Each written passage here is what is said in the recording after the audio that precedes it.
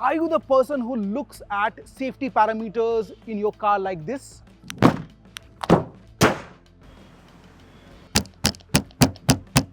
Wake up! This video is exactly for you, because every time you meet with an accident on the road, your immediate helping hand would be these, the airbags. Now, government mandates that every car that goes on sale should have 6 airbags at least.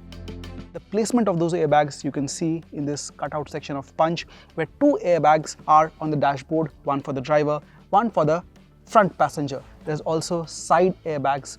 Well, they pop out from the front seats, and then there is a curtain airbag which runs from A pillar to C pillar on either sides. Well, premium and high-end cars can have more than 6 airbags. For example, they can have an airbag between the front passenger and the driver, and also knee airbags for the rear passengers. Now, these airbags have got nitrous compounds inside them.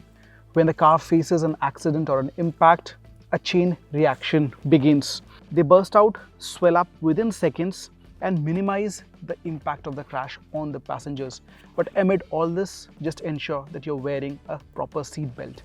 Airbags are important, but then there are several other safety features which also come into play. There is stability control, there is brake force distribution, there's ABS, all of this come as standard, and they improve the overall safety net.